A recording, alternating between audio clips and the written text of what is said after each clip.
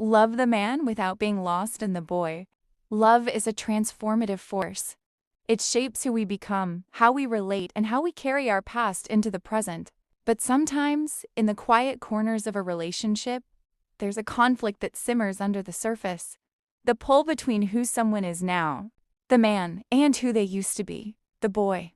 To love the man without being lost in the boy is both a call to maturity and a lesson in emotional clarity. It means recognizing a partner's past while refusing to get entangled in outdated behaviors, wounds, or expectations that no longer serve the relationship. The boy within the man. Every man carries within him a boy, the echoes of childhood, teenage dreams, old insecurities, and emotional patterns shaped by early experiences. Sometimes, that boy shows up as playfulness and charm. Other times, as fear, avoidance, or emotional immaturity. It's natural to feel compassion for that inner child. You may find yourself wanting to heal him, comfort him, but love that leans too heavily into caretaking can slowly erode your boundaries. When your emotional energy is spent parenting your partner instead of growing with him, you're no longer in an adult relationship. You're in a dynamic that drains rather than nourishes. Loving the man.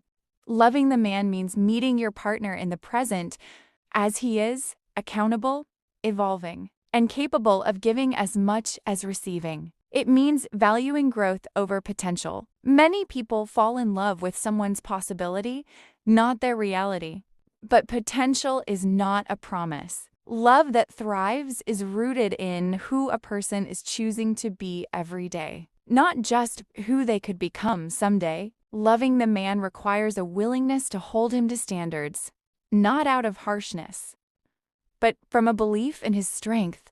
It means honoring his capacity to lead, to show up, to apologize, and to build with you, not just rely on you for emotional survival. Don't get lost. The danger lies in getting lost in the boy, in staying stuck in cycles of rescuing, enabling, or over-explaining his behavior. You may find yourself minimizing your needs, absorbing blame, or accepting repeated emotional lapses because he's been through a lot. Yes, his past matters, but so does yours.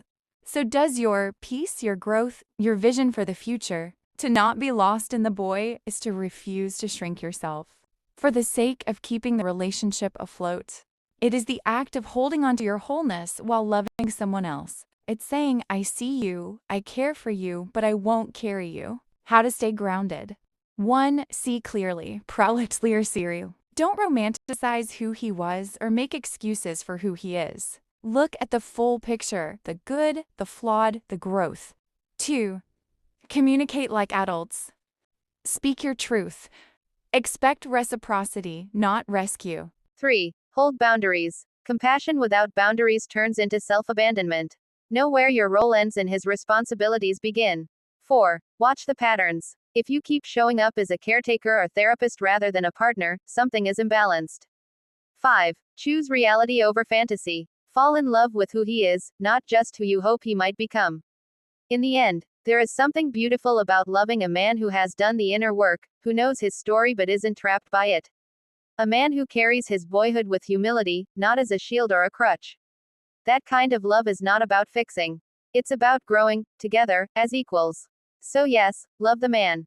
Support the boy within him, if he's open to healing. But don't lose yourself in the shadows of his becoming. You are not the savior of his story. You are the author of your own.